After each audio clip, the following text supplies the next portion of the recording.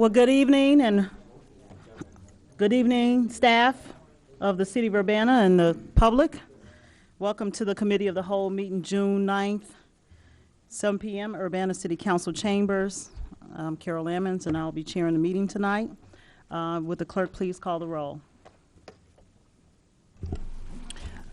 Ms. Ammons? Here. Mr. Brown? Here. Mr. Jacobson? Here. Mr. Madigan? Here. Ms. Marlin? Mr. Roberts? Here. Thank you. Mr. Smythe? Here. Mayor Pressing? Here. We have a quorum. Are there any additions to the agenda? Charlie? Yeah, we have 4 liquor license ordinances that were not part of the agenda that need to be added for discussion. When we get to that point, actually, It'll be number 11, item number 11. We'll add it after 11, so my friend Mike can leave. But I'll ask for a call of an omnibus motion on those. Unless there are technical questions, I'll ask for them all at the same time. Staff reports. Oh, to move on the council. All right, gotcha. Good evening. Good evening. In regards to the proposed FY 14-15 budget, I passed out a list of recommended modifications last week that had come up since we had finalized the budget book, and I incorrectly included an item on the list last week that we need to strike. There was a change in the legal services in the executive department of $11,880, and that was on the list in error. So this is a modified list that does not include that item. All other items on the list are the same. So it's just a correction. Are there any questions about the correction? Will that conclude your report? That's it. Thank you so much. Thank you. Any other staff reports? Seeing none. Approval of the minutes of the previous meeting. So moved. Moved by Mr. Smythe. Second. Second by Mr. Jacobson. All in favor? Aye. Aye. Aye. Any opposition? Public input. Let's see. If I say your name wrong, please forgive me. And I think this is this Lenore Stout? Lamar. Would you like to speak? Thank you.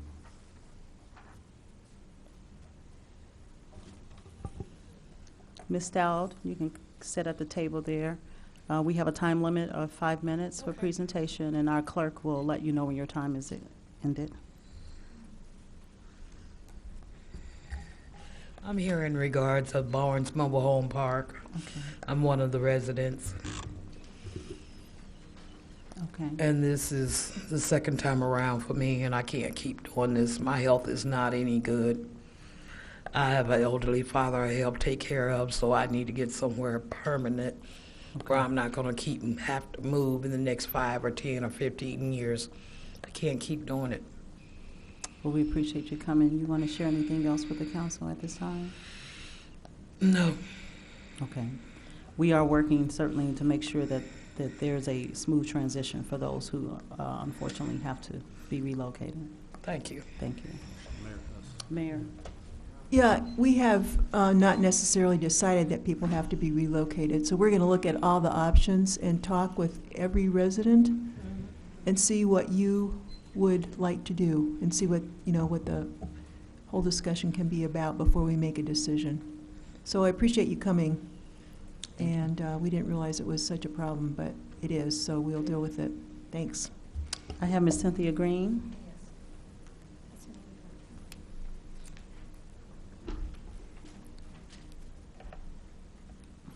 I'm representing Barnes Mobile Home Park. I have not lived there but 4 years. I am from the capital, Springfield, Illinois. I am a boater. I worked all my life, and for someone to take a piece of land without purchasing it first and looking to see that there is people living on this land, it boggles my mind. I've never heard of it. I mean, it's just unreal. We're not able to move the mobile home because it is an older mobile home, and we would like to have some answers because the time is ticking very fast for us. And we have no answers still to this day what you're going to do on this whole situation, or what should we do, where should we go, what should we do, and we're asking for help. And it seems like we're spinning our wheels with both the city and with Barnes Mobile Home Park dealers. Like I say, this is the 6th month of this year. It's almost gone. And it's not right. It's not fair. It's if you went to buy a home off a private lot, you would have to buy that person's home. We all own our homes there. We just rent the lot. So we need some answers as soon as possible if it's any way. It may not be too important to you, but there's 9 families here. I don't want to go back to Springfield and say how rotten your town is. I really don't. And I do have a lot of political pull over there. I just don't choose to use it over here because it's not my place to use it over here. But this is unreal, and it has to be issued as soon, the issue problem's got to be issued as soon as possible. Time's ticking for us all. Most of us have packed our stuff because we're scared. We don't know what you're going to do to us. What's going to happen the next day? Do you have any kind of clue on what we're going through? Well, I can tell you that the city council has already spoken on this issue, that they will not allow the residents to be relocated without us looking at every option to support the process of the move. Unfortunately, we did not get the information that the families were there at the time that the actual exchange took place, but we will work with the families. We won't put them out in the streets. My question is, how come you did not know that there was people on this land? Well, I can tell you right now, because unfortunately, this item is not on the agenda, and this is not the method by which we answer the questions with the public. We will absolutely get this addressed, though, and we've already instructed our staff to work on this issue. And the mayor is definitely concerned and working on this issue, if you want to speak to it again. Yeah, when this first was brought to our attention, we were told that the owner of the land was going to work things out to the satisfaction of the tenants. So we didn't realize it until people started, after they got the letter from the owner. And I think it was, the original owner died and his children took over. So there Correct. might have been some kind of Correct. a breakdown in communication. Correct. But my understanding was that he sent a letter saying that you would have 1 year from that letter. Mm-hmm. So we are going to get this worked out. And we have not said that people are going to be relocated necessarily. We might decide to, keep people there. So we want to just find out what all the options are, and we will talk to each individual mobile homeowner. Because some people might want to move. We were told that that this is a person that owns many different mobile home parks, and they would find a place. That's what we were told. Yeah. So if that's Yeah, not I true, understand. then we will deal with what is true. Okay. I appreciate your time. Thank you so much. If I could ask a question, Mayor, do you have a timetable in mind for when staff will be meeting with the residents? I think they're going to meet with them as soon as possible. So within the next few weeks, I would think. I appreciate it. Thank you. Thank you very much. Thanks. Mr. Jacobson. Yeah, Mayor, I just want to ask you, would it be a correct statement to say that the letter that the residents got from the earlier owner of the mobile home park is no longer operative and will be replaced by communications from us directly? Well, I don't think we replace what the owner communicates, but we're a party to this whole transaction, so we will talk with the owner about what we would like, and we think we might have been a bit misled, so we have to work all those things out. But I guess what Sure. I mean, I'm sorry, we did get a copy of the letter that stated that the residents would have to move by a certain date definite.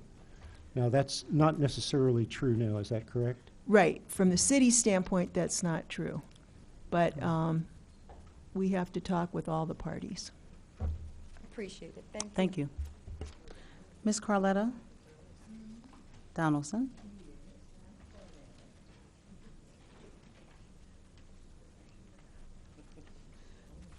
Carletta Donaldson, 406 East Brookings Drive in Urbana. And I did check with Bill when he came in, but I'm just curious to know. I know in Southeast Urbana, the SUNA group, neighborhood group, and then, of course, in Bill's area, the WUNA, they have a listserv to generate information or pressing things that occur either in their area or within the city. Do any of the other wards have a listserv? We have And a any of your listserv. neighborhood We do. services? Yeah. Any of the other ones? How do you get information to your constituents or the people in your area? I have, in Bill's ward, WUNA, and then, of course, in Diane's, there's a couple, but I know SUNA is one of the major ones, and they get information to the other neighborhood associations in Southeast Urbana. I didn't know if there was something formal, or do you? Well, there's WUNA, HUNA, SUNA. You can. That's a lot of UNAs. It I sure know. is, that's right. I got a Myra. You got a There's Myra? UCAT. So there is something Myra in each Ridge ward has a then? listserv. okay. WUNA You know, covers three Behringer wards. We have one Commons. person at a time. Sorry. I can't hear Charlie and Yeah, so Mike. Myra Ridge has a listserv. Okay. Behringer Commons and Stone Creek basically just pay taxes and don't complain. Okay. So there are no listservs there. Okay, okay. And then in Ward 5, and I'm just asking, nothing detailed or anything, I do appreciate that, but just to know if there's at least one listserv in each ward. There to there get is. information out to. Yep. Mr. Jacobson, you're not saying? I mean, it's not, you know, we don't have a ward, we don't have a listserv for our ward. Okay. But I have, a lot of my residents are plugged into WUNA. Okay, okay, very good. And then another thing that I wanted to mention, and just, I know last week, or week before last when I spoke, just a moment of silence, and I think in light of Mr. Johnny Wilson and his passing, the City of Urbana Public Works, if we could just take a moment of silence for all bereaved families, because quite a few in this past week. So just a moment, if we could.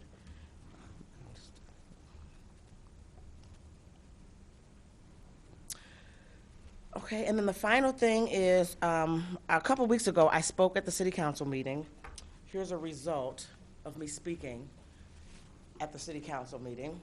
And just as a reminder that quite a few people listen, watch to see what the city council is doing, I just would like to just impress upon the public that sometimes it's best to at least get involved. Either come to the meetings, contact your representatives, especially if they don't contact you. I am able to filter out now that each ward does have some type of communication for issues in their area in the city of Urbana, so I'll be sure to get that information out.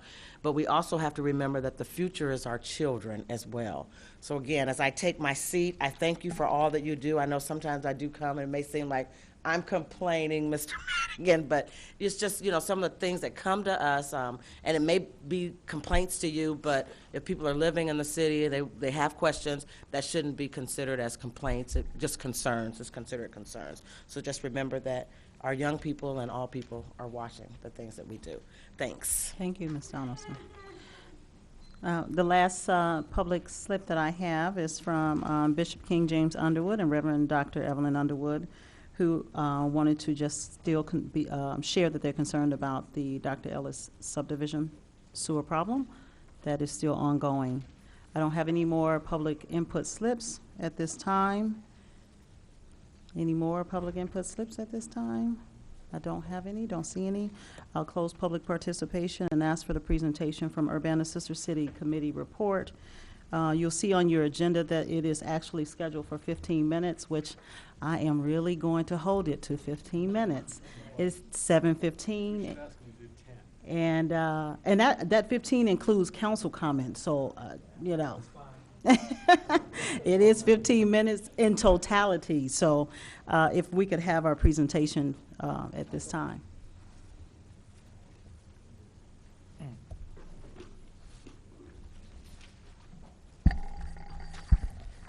Hi. Let's see, my name's Dennis Roberts. I'm the chair of the Urbana Sister City Committee, and I've got Michael Kilcullen here. He's recently taken a trip to France and visited a community that we are interested in partnering as a sister city, a new sister city for Urbana. And you've got a little bit of information at your desk, a little bit of the history of Thionville, which is a community in France, in northeastern France. And we've got two slideshows to show you relating to our suggestion. And right now, it's just a suggestion. There's not a really pressing time frame on it, but we have been invited by the community in France to form a sister city partnership. The mayor and I actually talked to a representative, Ilon Pollet. Is that Police? Elise, that's right. About 2 years ago, she was here at the U of I. She's a jurisprudence lawyer she lives in Thionville, but she teaches at the University of Luxembourg, which is about 20 miles to the north. And it's her interest and the interest of the mayor of the city to make this connection, partly because of their the importance that the United States played in the liberation of France when, who's at the Third Army? Under Patton, marched through France and liberated Thionville. And they're approaching the 70th anniversary of that event. And they're very anxious to have us participate in that. And so, Michael, you're just recently visited. Do you want to show us some information?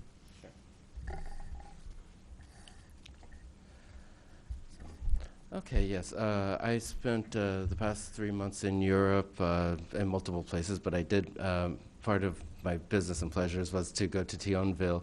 And as Dennis has pointed out, Elise has already been here before too, and there's a particular connection on their part, as you know, to join with Urbana rather than some other American city which they could choose from. So I would like the council to be able to consider that or keep that thought in mind as we are considering this idea, because they actually want us, which is, I think, always a nice thing.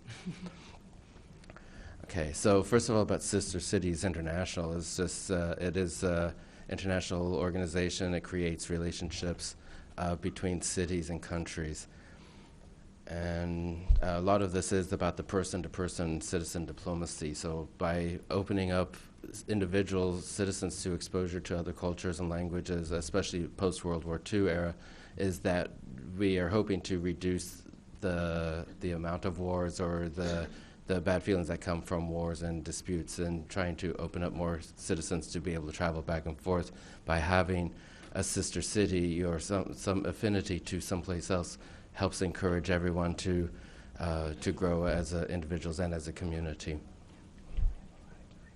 Okay, so just a few things, you know, like the sister cities for us is 1956. It was created by the White House, Dwight Eisenhower, and it repaired a lot of the World War II tensions.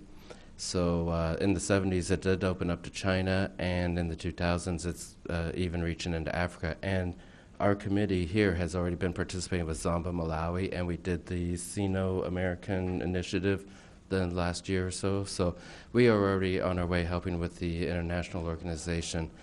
And partly that we don't have a European partner at all yet, we are looking that maybe we can consider Thionville. Thionville already has a sister city program as well with, and there's one city right now is in Mali, and we've already got Malawi. So some of the things that makes it most common, though, is that we both already have African partners. We both already have the Sister Cities organization in place. Individuals in both cities both use English and French. French is about the 5th largest language group here in Champaign-Urbana, and surprisingly, but we have a large Congolese refugee communities, and there's French church services and French organizations on campus. So we have a lot of also other international people, from students and professors and residents here. And Thionville also gets this from its proximity to Germany and Luxembourg. So we'll just show you very briefly. Thionville's on the north side of the Moselle River, and then it's got a twin city called Yutz. So just like Urbana has its twin of Champaign. You can see it's situated right in between Luxembourg and Metz. It's halfway in between the two, so it's within 20-30 minutes of either major city. And then you can even see it's over here by Mannheim. Stuttgart is down here, and Paris is off over here to the west. And then we even see it's within 3 hours of places like Brussels, Paris, Frankfurt. So it's very centrally located, we think, in the eastern part of France. So this is Elise Poilot. She's from Thionville, as Dennis has said, and she was here a while back, and there I am. So just very briefly, you guys can read this more later on the paper, but it did start in 753, so that's a lot of history, and there's not enough time to go into it all here. But mainly it became its own city in 1239, and it's been, multiple territories, French, German, Spain, Burgundy, Luxembourg, all these places for decades and We centuries. only have about 8 more minutes. 8? Okay, thank you. And so some of the comparisons that I'd like to highlight that I think Thionville and Urbana would be ideal is that we actually both are right about the same size in population, 42,000, 41,500. There is the metro region where like Champaign, Urbana, Savoy has about 124,000. Thionville is the center of what they call an agglomeration, which is like a metropolitan area. So they've got about 82,000 with 8 little villages, boroughs combined together. Economic capital of Paris, and compared to Chicago, and we both have transit, both have Amtrak. Both have railroads, both have airports nearby that we have to go to for international services. But historically, Thionville was known mainly for steel making. It's near the Ruhr Valley, it's a little bit south of the Ruhr Valley of Germany, which was iron and coal and steel. And we're known mostly for like university and farms, I believe. And then there are just a few regional emblems. The coat of arms in Thionville City emblem, and it's very similar, I thought, to Urbana's U on the brown background. We got the flag of Lorraine down here. Our first proposal was for phase 1 is about trying to get a signing ceremony. Thionville would like to was planning to have their commemoration on around the 10th of November, which is the 70th anniversary day of when General Patton's army came through. We are hoping to try to participate from this side as well with like a live video feed. We'd like to try to do a signing ceremony that day on Thionville's behalf, if we can get everything lined up in time. We're hoping to maybe try to find Urbana people, maybe that were soldiers in Thionville itself, would be ideal, but also maybe even France or participate in D-Day. And we're hoping to get participation maybe from VFW or from some retirees or, something like that. We're going to try to work on some plans this summer. And then that could tie into America's, the 11th of November is always the Veterans Day holiday here, so we're kind of thinking maybe it could be an Urbana, City of Urbana participation in a national holiday as well, recognizing veterans and soldiers. There is a little monument, Voie de la Liberté, which is a markers even in Luxembourg and all along the Moselle River, marking where the Third Army had gone through.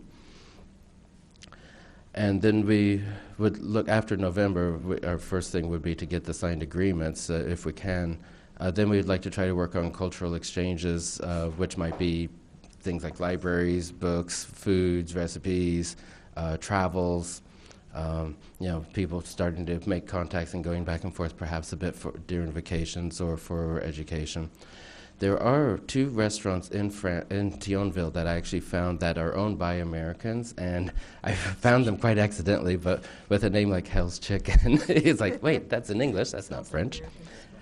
So they also have interest in participating perhaps on their end.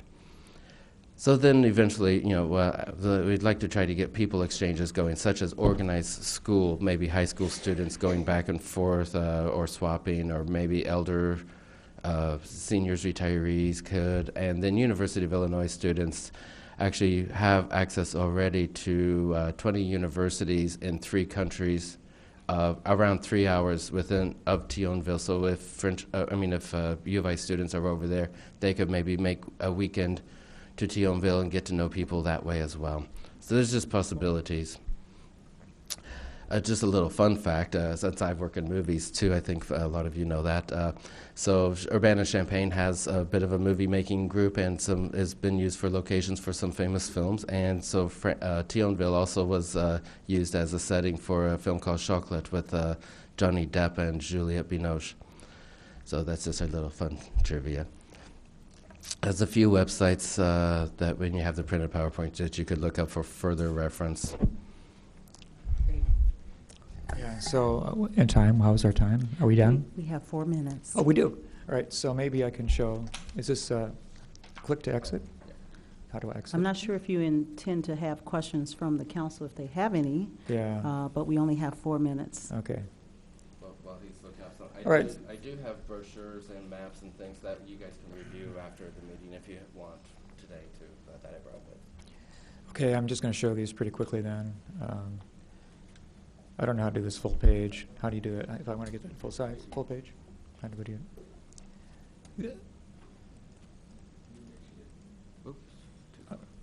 Well, how do I get this full page though? The middle, there you go. Okay, all right. Well, it's not going to work, is it? All right, so, all right, that's the city of Thionville. They have a really great Riverwalk, and they have outdoor markets. They've got musical events, and they have a lot of art from Africa come up and sing a lot of variety of music. They have an art nature fete involving children and adults, and they have athletics and biking. They have a marathon public works picture for Bill Gray. He's not here, darn it all. They repair their streets, and then a couple of historic pictures. Picture of it. These are postcards from before the war, 1914, and they have quite a interest now in the World War II memorials. D-Day represented, and this is a parade that happened, I guess, in Thionville. Top picture, and this is a military band in the bottom picture. So anyway, we'd like to recommend the city consider it. I have a proposed motion, but we don't have to necessarily pass that or talk about that yet, but I'm just encouraging people to consider it.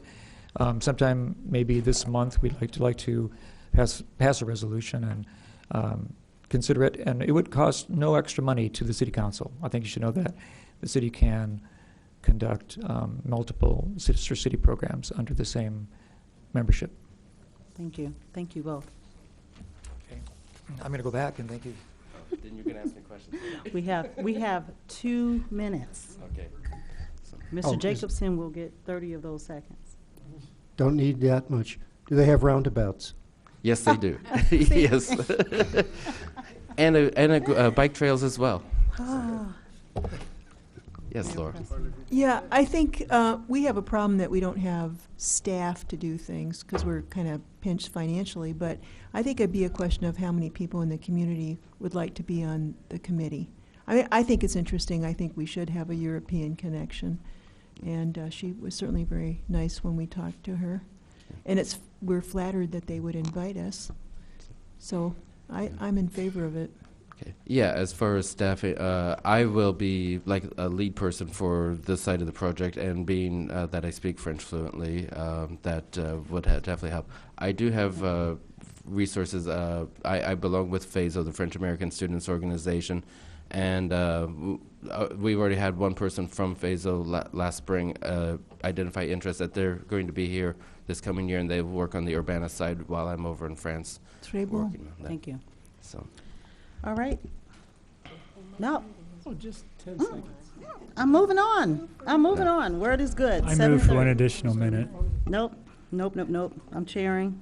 We're going to move on to item number 6. Resolution number 2014-05-027R. A resolution approving authorization of execution of promotional and marketing agreement, Urbana Business Association. And we have a staff report. Brandon, thank you. Hi. How long do I have? We are moving. Council received by email on Friday a amended marketing and our promotional and marketing agreement with UBA. This is for 3 fiscal years. It now includes an estimate of the value of the in-kind contribution from the city to the UBA for the use of the office space and the parking deck, as well as 3 parking spaces. In addition, UBA proposed revised formula for how matching funds will be calculated, I believe in response to Councilman Brown's comment at the last meeting. And now the city will only recognize cash contributions in that formula, and it requires performance above and beyond the cash contribution raised by UBA in its current fiscal year, and it only goes up from there. Any questions? Any questions on that?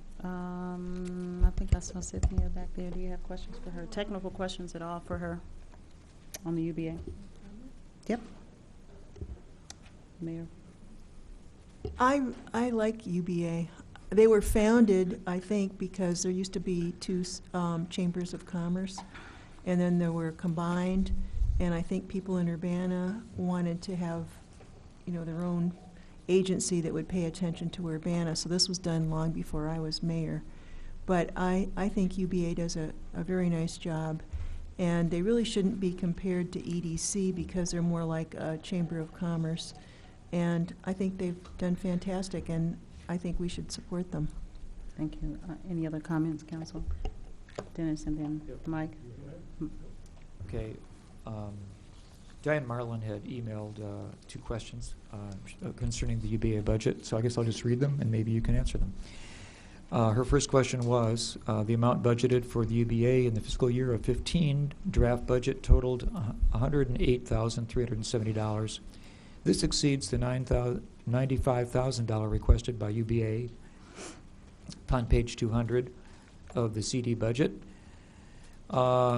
Please, which she indicates is $28,370 on page 149. The TIF amounts is $40,000, and the TIF amount on page 150 is $40,000. So she asked that this be fixed so that the totals match. How about that question? I was made aware of this last week and looked into it. That amount, the $108,000, is what it's been budgeted at actually for the last couple of years at least. But UBA has not received that full amount. They've received amounts in accordance with the agreement that they've received. So if that's something council wants to address, you could do so in the budget cycle if there's still time. I'm sorry, I'm not actively involved with that process myself, but that's is something that's been carried forward, not necessarily, it doesn't relate directly to how UBA receives funding, though. So if they don't have to spend the money, they don't. It sounds like. Right, yeah, we've over budgeted, but sometimes that's a cautious approach. We're not really expecting additional expenditures for this, but that number was just carried forward. Thanks. And then secondly, UBA 2014 budget lists $12,000 for rent in kind. That's office and parking spaces donated by the city that were valued about $7,200 last year. I guess that's a space. Please confirm that the current value of in-kind office and parking spaces provided by the city, I guess, are current, and adjust the UBA budget if necessary. So I guess she's wondering about the in-kind value of the office space that UBA receives and the parking spot. Yes, that was provided to council by email. I'm trying to find it, and it's actually in the draft agreement now. Staff calculated based on the size of the office and based on similar leaseholds in downtown that the office should be valued at $7,200 a year. And then we received the actual cost of the parking. If you were to rent 3 parking spaces in the downtown parking deck, it would come to $1,620. So those are the two values that we came to independently. UBA had, in our opinion, overvalued those in their budget, but we know they really appreciate what the city provides them. So. Okay. Well, those are her two questions, and then she had some comments about the bigger picture, but I won't put them into the, somebody else can if they want to, but I think that covers, I think, the gist of her most pressing question. Mr. Madigan? Motion if it's in order. We don't. Remember, this was deferred, right? Yes. So we don't need a motion because it's already sitting at council in a deferral state. Remember, we sent this to council and then deferred it so that we'd have to vote on it next week. Then move that we move on. So I'll call the question for this resolution to be forwarded to City Council. I guess we don't have to call the questions. There's already all in favor. Thank you. All in favor of moving resolution number 2014? We don't have to move it either? No, it's already there. I am in It's favor already of there. the existence of the status quo. Okay. So it's moved somewhere. We don't know where, but it's It'll be going at to council. come up again to the Same time next 16th. All right, to the 16th. We'll Thank move you. on then, thank you, Brandon, to resolution number 2014-06-033R, a resolution approving modifications to the City of Urbana and Urbana Home Consortium fiscal 2013-14 annual action plan. Hi. Hello. Okay. I'm going to kind of go bottom up on my memo if you're trying to follow along. We received a letter from HUD stating that we were facing a shortfall of committing our home funds. Commitment just means we have contracts lined up for specific projects, and they expect to see addresses associated with those projects. The amount that we, Urbana, were responsible with, was $112,000. So staff had to sit down and figure out, okay, we have two programs that we currently operate, the Whole House Rehab Program and the Urbana Dream Down Payment Assistance Program. Where do we want to take funds from in order to redirect them in a manner that's sufficient for HUD? So in looking at that, we came up with the proposal. We are hoping to demolish 301 Thompson. We acquired it back in September 2012. It was a dilapidated church that we got for about $7,000. We used CDBG funding to acquire it, and it involves quite a bit of asbestos removal, so it will be expensive. We did not have enough CDBG funding when we originally got it to actually use CDBG to demo it, which is why the home program would be a good fit there. And we also received a project proposal from Habitat to build a new house there. Normally, we would not use home funds to demolish. Generally, the timeline is too tight based on the home regulations to allow us to do that, but because Habitat has kind of become the exception to the rule there, they move projects really quickly. Staff is comfortable dedicating funds to this particular activity in conjunction with the new construction project. Related to the construction project I'm talking about, there's a family that has selected 301 Thompson as the site of their future home, and staff is proposing to allocate an additional $40,000 to help finance that build. And then the third aspect of the $112,000 solution, if you will, is an augment to the Community Elements TBRA program. They've been running it. It's going really well. They serve anywhere from 7 to 11 families annually, depending on when people are entering and exiting the program. It's set to terminate June 2016. So by adding an additional $32,000, this will help carry the program out for a whole extra year. And so the program will not terminate until June 2017 under the proposed amendment. So the total 301 Thompson project, which is demo and new construction, is $80,000, and then the TBRA amendment proposal is for a $32,000 contract to Community Elements. And then Sheila Dodd from Habitat is here, Executive Director. I don't know if you guys have much of a chance to kind of communicate with her, if there are specific questions or curiosities. They're doing a lot in our community right now. I kind of wanted to invite Sheila to kind of come up if anybody had inquiries, things that maybe you've heard about, wanted to know more about. That's also an option. I'll leave that for a minute and ask this council for technical questions about the proposal. Sure. Thanks. Council. Mr. Brown first. So by funding the demolition and one part of the construction, does that obligate us to fund the other part of the construction, and that has to happen within a certain time frame, or can another community group or organization fund that construction? You mean because it's two separate parcels, or?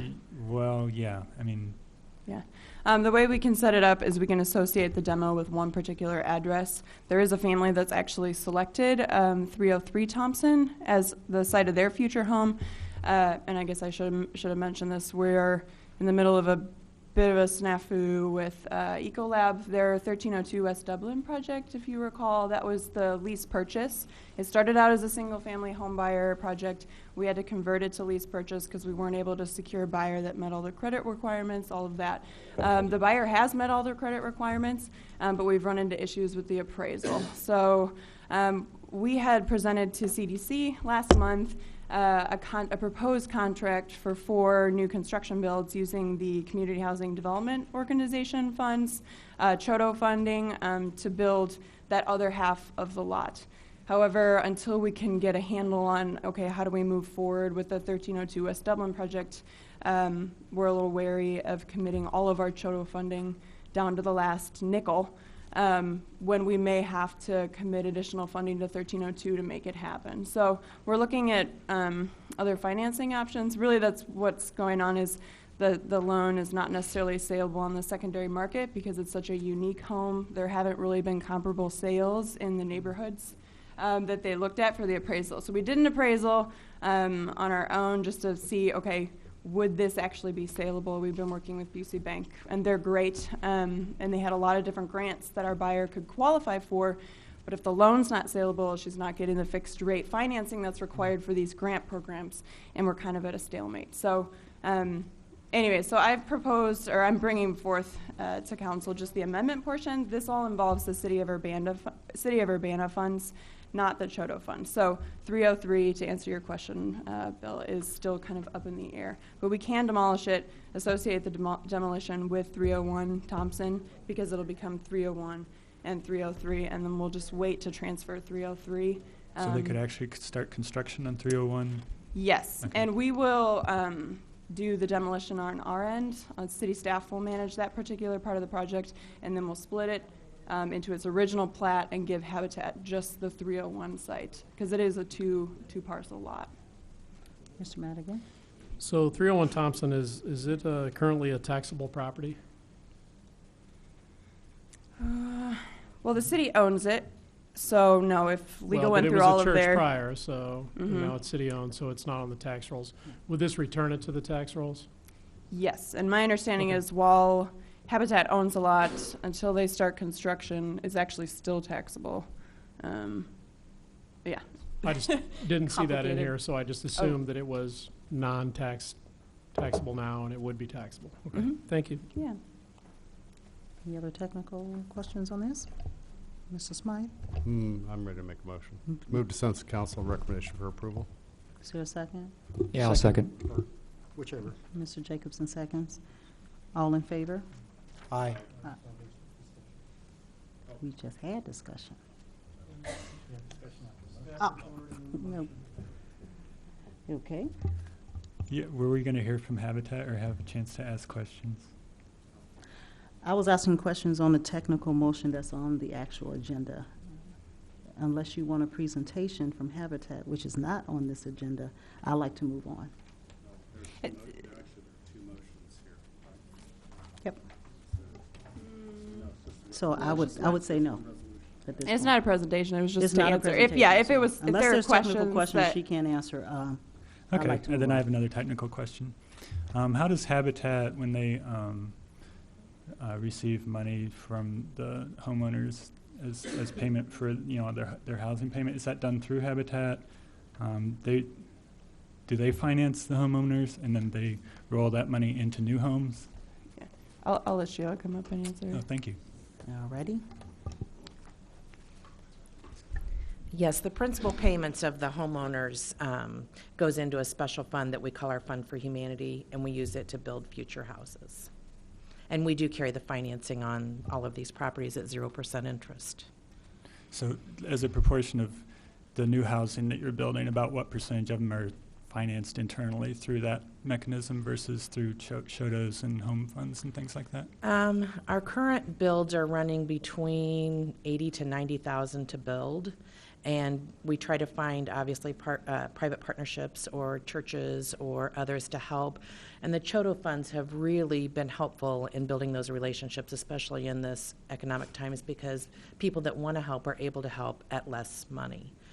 So churches can bring 40,000 to the table to help us because the Choto funds are the other 40. And if there's cost overruns, then we have that Fund for Humanity that we can tap into, which is those principal payments fund. Okay, so the principal payment funds. Mr. Brown, I would actually, I'm going to take the chair because we're not necessarily prepared, and I'd like to move on with the agenda. I'd like you to come back and do an actual presentation I can like you follow just up with did. email, that's fine. Okay. I'm just Sure, trying to I can. understand where, how much of that is internally done. Thank you. Mr. Smythe made the motion and Mr. Jacobson seconded. Call for the question at this point. All in favor of moving this to the City Council recommendation of approval? Aye. Aye. Any opposition? Seeing none, that motion carries. Item 8 is discussion of social service funding allocations. There are still a few people who... I'm sorry, Oh, Mr. Jacobson, excuse me. Oh, I'm sorry. Okay, staff, excuse me. I'm sorry. Apologize. Oh, you go right ahead, Mr. I'm sorry. Here to take notes. and Oh, that, okay. so. Okay, All so- right, so now I'll call on Mr. Jacobson for Okay, social so- service funding. Yeah, so there are a couple of folks who still need to get me their suggested allocations. I propose that I will I will actually roll everything together based on the information I get on Thursday. We don't know exactly what number will come out of the budget process, but I will create a set of allocations that will add up, based on all of your votes. I'll average them, then I'll round them off to reasonable numbers like nearest 100 or so. They'll come out to $295,000. That may or may not be the final dollar amount that we have in the budget. I think the mayor suggested it might be less, but in the budget, in your budget, Mayor Pressing, I believe it would have come to $295,000, $100,000 from the township and $195,000 from the city. Is that correct? I thought it was 265 when I looked it up in the budget. Is it 295? I will make it be whatever it was in Okay, well, your let's see suggested budget. what it is in the budget. But 'cause I it's- was recalling 195,000. okay. 9 and 6 turned upside down. I'm a little Yeah, bit dyslexic. okay, Maybe let's just could see have what gotten it that is wrong. here. Any other council comments on the social service funding allocation? I'll be sending you my email Okay. Thank you. tomorrow, Wednesday. It is 265, is what I understand. Oh, is it 265? Okay, if it's Okay. 265, then it This will is be what's in the 265. That I'll come out with. Mr. Roberts? Yeah. We are not including specifically assistance to not relocate, but to assist people who have become homeless, who are women who have no place to go in an emergency situation for an overnight stay, to be relocated after the loss of their housing. A situation just came up within the city during this last week that emphasized that, and I'm hoping that in the future we can be approached by community programmers and NGOs to suggest how we can cover the assistance that's necessary to help a person who becomes homeless and has no place to turn, where a woman can find shelter, to at least match the ability of men to find shelter at the Time Center. Thank you.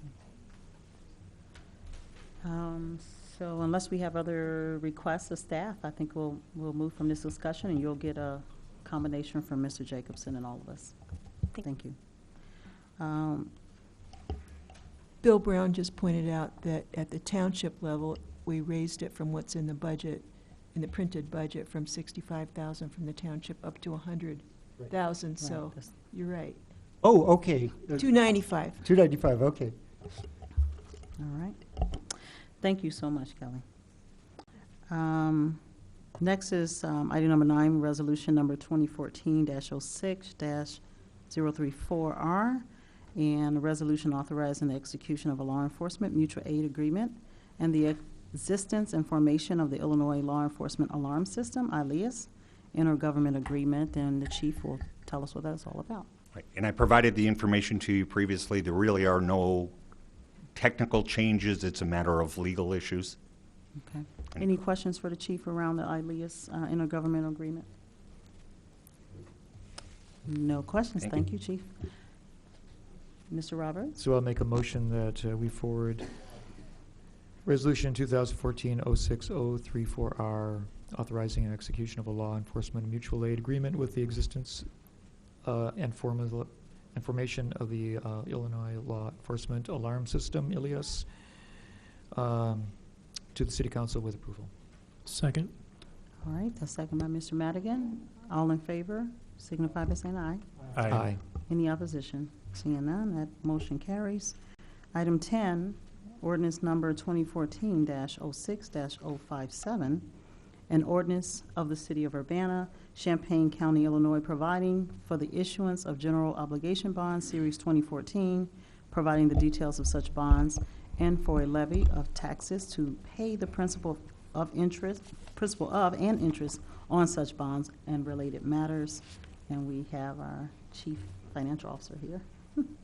Good evening again. Yes, this is an ordinance recommending the issuance of tax-exempt general obligation bonds, the amount of up to $2.8 million for the revitalization of a stretch of Windsor Road.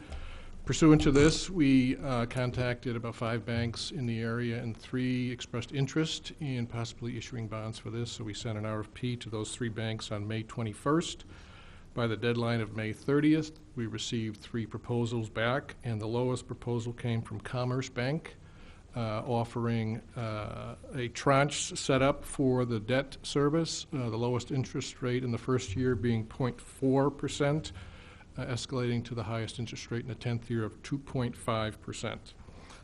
This would establish a relatively equal debt service payments over the next 10 years of between $306,000 and $310,000 annually.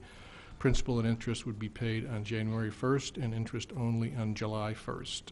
Currently, in the local motor fuel tax fund in the proposed 2014-15 budget, there's a budget of $320,000 for this debt service.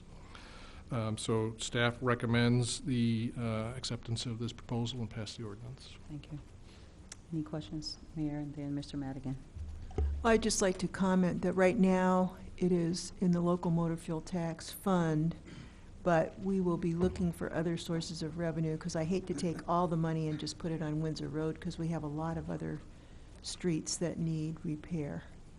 So we'll be looking for better ways to do it if possible. Mr. Madigan? Well, just in response to that, I would say better ways to do it is subject to interpretation. If by better you mean raising taxes, I would say that's arguably not better for the community. My question for Mr. Henschel is, what would Commerce Bank's proposal be if you amortize that as a fixed rate? What would that average out at? It's about 1.91% was the weighted average rate. Okay, so that's an outstanding Yes, it's a very good rate. proposal. We were talking about 2 being probably the best we could get, and they've outdone that. So Yes. that's great. So I'm all for that, but I will be adamantly opposed to any tax increase to pay for this. I think we need to find the money internally, and I think that can be done. Thank you. Any other council comments on it? Mr. Brown? On the tax levy part, so does that mean that on our itemized levy now, there will be like police pension, fire pension, bonds, and other, so that'll be another line item in our levy now? Actually, we do not anticipate ever levying for this bond repayment. We just have to authorize it? Is that what we're doing here? Correct, and we plan on and fully intend to ask for a tax abatement ordinance to be passed annually, which will direct the county not to actually extend and levy taxes for this debt service. It's a very normal process to do that. Is that similar to what we did for the abatement for the general fund this past year? Correct, we do that currently for the Boneyard project debt. And that also applied to the library fund? All funds, yes. Thank you. Any other questions or comments? Mr. Smythe? Move to send this to council, recommendation for approval. I'll second. Second by Mr. Roberts. Any other comments? All in favor, signify by saying aye. Aye. Aye. Any opposition? Thank you. Thank you. We have ordinance number 2014-05-053, an ordinance approving the Champaign-Urbana Solid Waste Disposal System Annual Budget 2014-15. Hello. Hi. I'm Brad Bennett, Assistant City Engineer with Public Works, and I just want to give a little bit of background information on this to council. So what this particular budget is referring to is a old abandoned landfill sites in Urbana.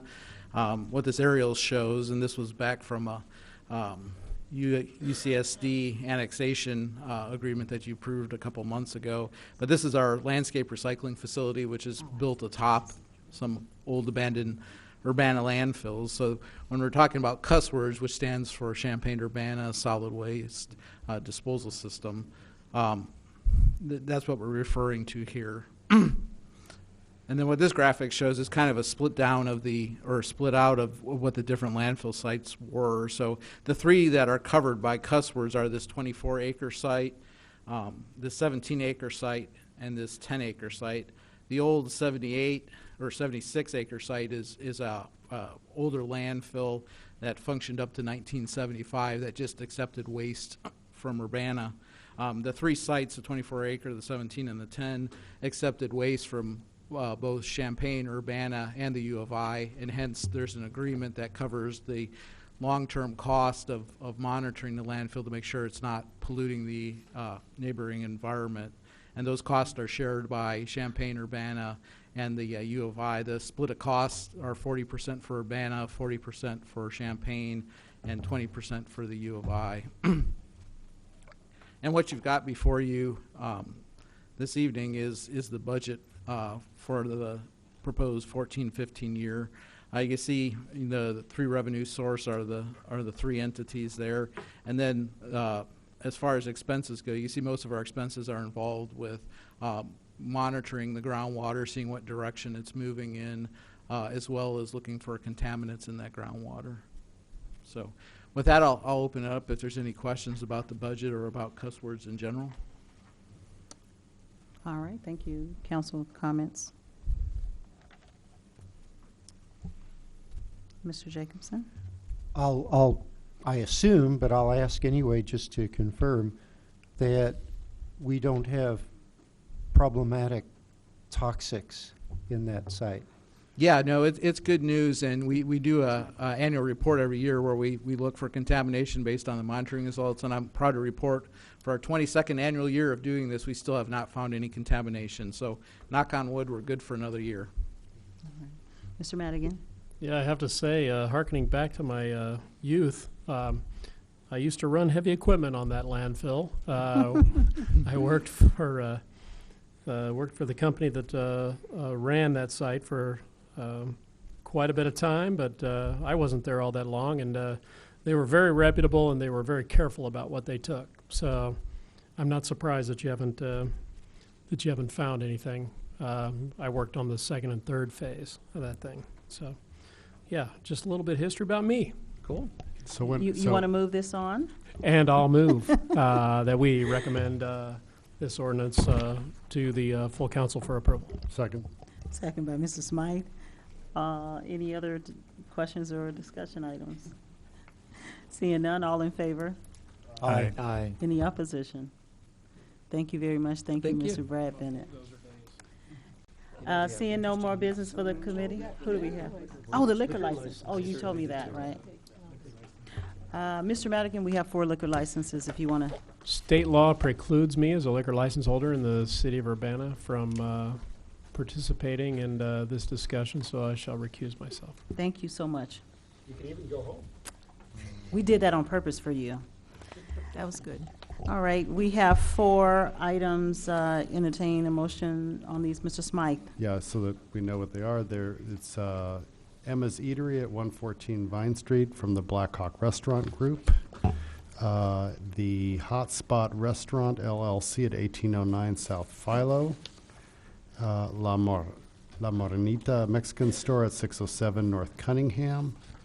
And a Class R2 for the Dancing Dog Eatery and Juicery LLC, 126 West Main. So we have 1 new one and 3 changing business. Is that correct? Yeah. Oh. 3 restaurants and 1 Mexican grocery. Grocery, oh. So you don't make a motion on it, but since we may not have a meeting on the 23rd, we wanted to get these to you so we could act on them on the 16th, but we don't need it. Well, we didn't get them on the agenda in time, so I just wanted you to know what they are and be able to ask any questions. Are there questions that need to go to staff in relationship to these or to the mayor at all? Seeing none, well, we'll hold them till the 16th. Yeah. There'll be new Okay. business on the 16th. And there'll be Yeah, new right. business on the Okay. 16th. Right. With that, that concludes the business of the Committee of the Whole. Thank you, public, thank you, council, and thank you, staff.